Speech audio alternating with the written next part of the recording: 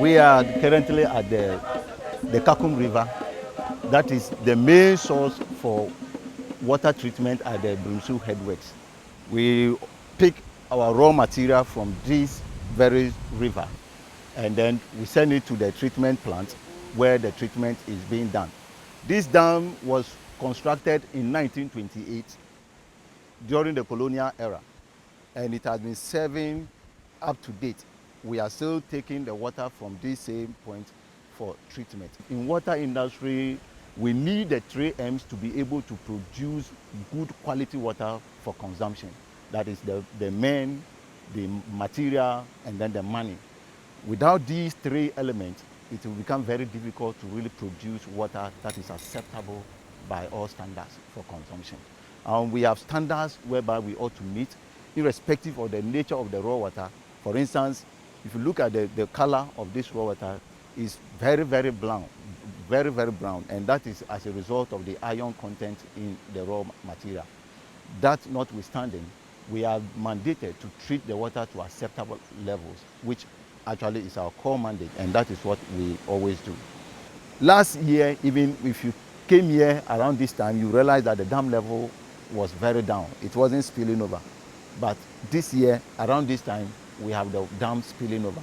So we keep year by year, you realize that the capacity is really being maintained at appreciable levels. Yeah, these are valves. Now these valves control the gates. We have two main gates here that allow water to enter the sump. And because we pick water by gravity to the pump house, where then the pumps then pick and with electrical power to send to the treatment plant, these valves controls, this valve key controls the valves here, depending on what level we want to pick the water from. If we want to pick it from the benthic zone, that's the bottom, we open so that the water from the bottom rather will enter the chamber onwards to the pumping house there. If we want to pick from the limnatic zone, we do similar. We open and then we pick from the limnatic zone so that the water at the limnatic zone will enter and then get to the low lift where the water is further pushed to the treatment plant. What happened 2 years ago was an overflow. The dam was filled to the capacity and it was spilling over. We didn't open any valve as such to spill the water in a way, like what happens in Wager Dam, where sometimes they have to open and spill. In fact, we did not spill. In Rhythms, we did not spill. It was just what we are seeing now. This is the smaller version of it. As we are standing here, you see the water spilling just by one compartment. Now, when all the 4 compartments start spilling over, then you see the effect in town. In those living in those low areas, they'll begin to, or living along this river, they will begin to have the effect. This one, we can't do anything about it. We can't control this one. It's just going to waste. Our dam is full, and to this level, it just spills over. But there are plans to really increase the height of the dam, which, if done, it will be able to conserve this water so that it will not spill over so often as it is now. Yeah. The water from the dam here flows by gravity to the low lift, which is just behind us. Now, over there, down below are the pipes from which the water is being transported, that transport the water from the dam to the low lift. Now, there's about 21 inches in diameter. The water is there, and then you can see other pipes down there too, meant for scouring. That is where we do the silt passes through when we scour to get rid of the silt beneath the dam. In the basement of the low lift is a bigger pipe where the pumps are seated. we've directed, the pumps are seated on it with the motors up to pick the water from there to the 2 treatment plants for treatment.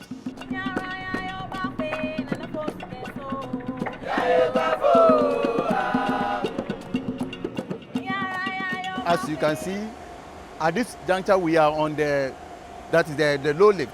It is called the low lift because we lift the water within a very short, from this distance, which is very short from here to just the treatment plant. The distance is very short. That is why we call it the low lift or the raw water pumping station. That is the other name for it. The water flows from the river by gravity to this spot into the pipe beneath here. Then the pumps that you see, these pumps also lift the water from here to the treatment plant. And this is the control panel. The control panel controls this pump. If you want to stop a pump or start a pump, you use the control panel.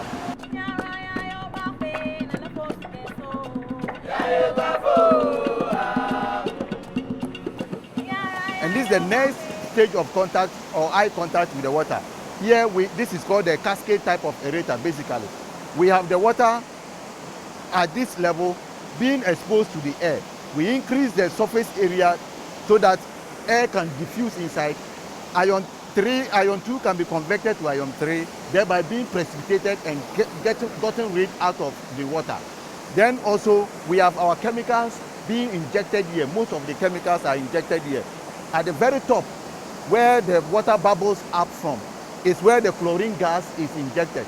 That is what we call the pre-chlorination. We have the post-chlorination and the pre-chlorination. The pre-chlorination is done at this stage so that we can also oxidize every ion and also reduce odor.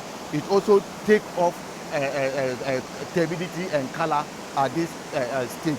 Then we also have potassium permanganate, which is one of the also a strong oxidizing agent. We add the potassium permanganate using the polytank. That one we dose by gravity. So we add the potassium permanganate also in the aerator. Then the third chemical we add is the aluminium sulfate. The aluminium sulfate is added over here so that we can also cause some coagulation where we remove the turbidity material from the water. But the aluminium sulfate, when it is dropped in here, the water then moves from here, from the aerator to the sedimentation tank, where we allow the water to settle. The chemical house where we do the stirring is just in there. Because we have the chlorine gas where we do intensive or massive disinfection. Then we have the aluminum sulfate. The aluminum sulfate here is meant to coagulate or get rid of heavy turbidity material. The other chemical over there is the hydrated lime. Lime is used to adjust the pH of the water. Normally, if you look at the WHO standards and the Ghana Water Company standards, the Ghana Water Company standards are more stringent in a sense that the WHO standards are very wide and anybody at all can meet it. But with our own standards, which are more stringent, that is why we say that our water is much, much safer in terms of consumption as compared to the sachet water. So when there's no production at our end here, the pressures in your line become very low, and the water from the drainage system will seep into your pipe, and that will be flushed to the homes. And that is why we always emphasize that we pass through the appropriate channel so that we can even use the right material in terms of, for instance, now we stop using PVC. So if you don't come there and then you are being taken through and given the right material to do the connection, you use any other material, you may be getting the water all right from the beginning, clear, but as time goes on, you begin to experience problems. And you attribute the problem to the production point.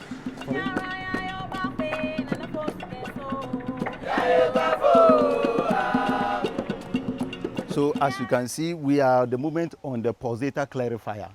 The pulsator clarifier is that when you have a dirty water and then you get it at home, normally in our villages, when we fetch water from the river, sometimes you leave it in the pot or in the bucket or in the basin, and then the water, the dirt particle, the dead aspect settles. That one, that is natural sedimentation. But here we are using chemicals to settle the water. So when the dead settle beneath the bucket, you take it gently and then you pour into another cleaner container. That process is what we call decantation. And that is what happens here with the decanting trough. The decanting trough picks the upper layer, that is the clean water, and then there's the dirt there. In the house, the bucket, after you pour the upper layer, what you do is, sometimes you see our mothers, they shake the bottom where the dirt is, and then they pour away. We also, when we finish, when we pick the upper layer and the blanket builds up, what we do is we open valves, and then we also take off the dirt into waste.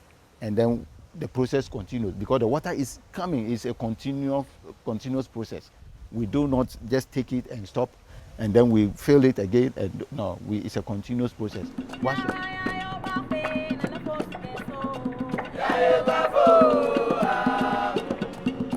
This is our control panel room. This is the main control panel that controls the activities of the pumps at the intake and that at the high lift. This place is called the high lift because we lift the water from here to very far distances, like Abradonkwa, Second Range, and what have you. Now, this is a diagrammatic representation of all that happens here. It is captured here. Now we have that's the dam. These are the raw water pumps. That's the low lift pumps that lift the water from the dam to the aerator, which is the new works here. From the aerator, the water goes into the pulsator clarifier, where the water is decanted and then sent into the filters. The water is filtered. After filtration is done, we do what we call the post-chlorination. The pre-chlorination is done in the aerator, and that is where the alum is also added aluminum sulfate. And then we also add potassium permanganate. Potassium permanganate is added as and when the iron levels goes up. When the iron is seasonal, so when the iron levels goes up, as we can see when we got there, we're adding the potassium permanganate. It tells you that the iron levels have gone to certain levels that we want to control it.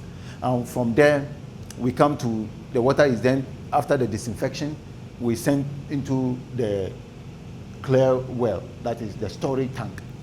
The storage tank, here we have these pumps. We have 6 pumps here. The first 3 pumps here, pump 1, 2, and 3, they lift the water from here to Abradonkwa. Then the other 3 also lift the water from here to Second Ridge. The Second Ridge is our main reservoir in Cape Coast. That is where the water is being distributed. Now, when we talk about treatment plant, as a Brimsu treatment plant, all that we do is to treat the water and then send it for distribution. Once the water leaves here, it goes into the hands of the distribution officer, who also does the distribution to the consumer in town. The other diagram you see over there is the treatment per the old treatment plant, which is on top of the hill over there. It's similar. The only difference is that that place we use a flocculator. That's a raw water flocculator. We do not have the pulsator clarifier there, but then we have a sedimentation tank in place of that. Now from the flocculator, that place we do not have aerator, so that is why we have the flocculator over there. So after the flocculation, it is within the flocculation chamber that we add the aluminum sulfate. We also add potassium permanganate, and then we also add activated carbon. The activated carbon is to take care of the odor that is actually sometimes detected in the water. Now that one too is done on and off. That is, as and when the odor levels goes up, we introduce the activated carbon. Then from the sedimentation tanks, the water is sent into the filters, where it is being filtered. After filtration, the water is actually safe for consumption after you've injected the chlorine in the water to disinfect it. Then we transport the water. We have booster station there that boosts the water, or that picks the water to Jukwa, as far as Jukwa area. We call the Jukwa booster station. We pick the water from the Old West to Jukwa. We also send some through, that goes to UCC, Kwapro, Amwamuma, and all those areas. we lift the water from the old works to that place. The only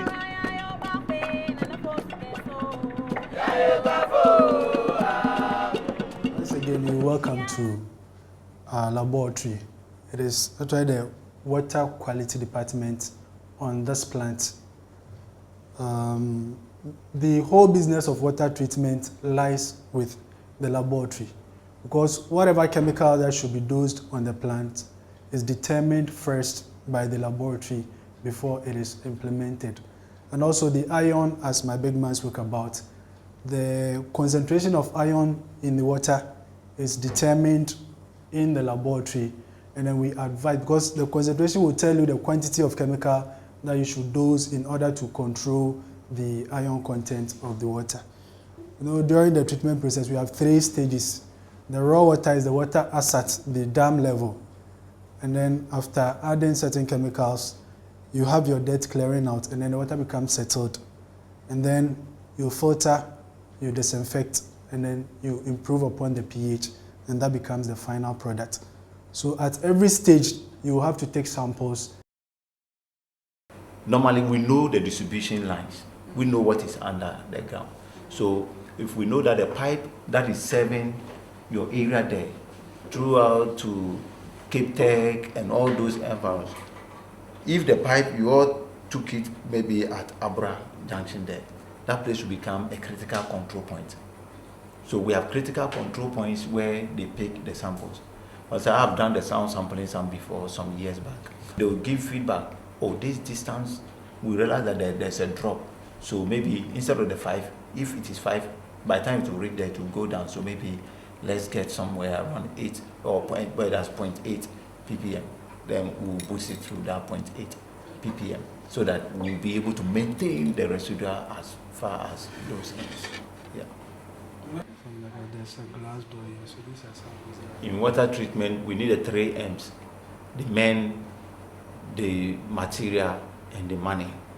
When these, if one, just even one of them is out, it will be very difficult to make water treatment, possible. It will be very difficult, very, very difficult. So we need all these 3 M's to be able to treat water to acceptable levels, so that, because if we don't have the men, we'll not be able to monitor this place for 24 hours. The gentleman just mentioned taking samples every 2 hours. You need somebody around. Even in the night, midnight, 1 a.m., 3 a.m., you need somebody around to go about taking samples. So we need a man. And also we need the money for infrastructure development.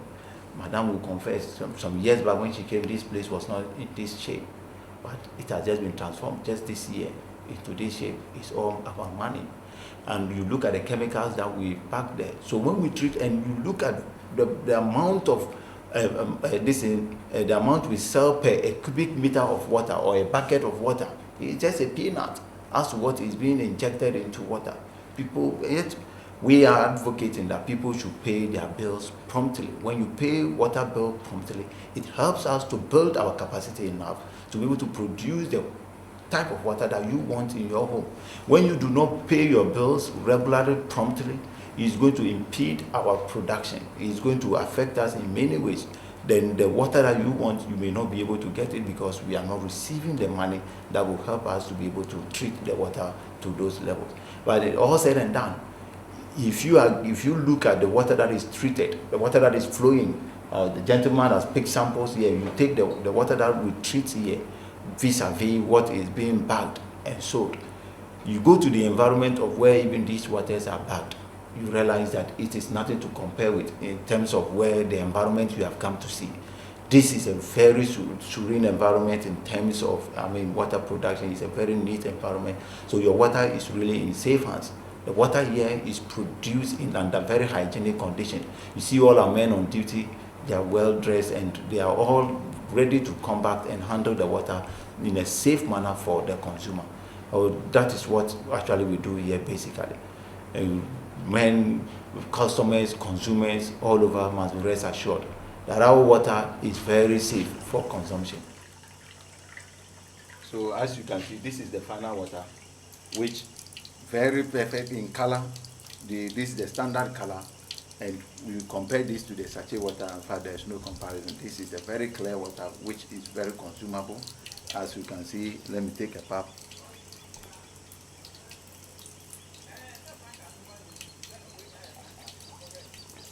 Oh, this is water from Brimsu.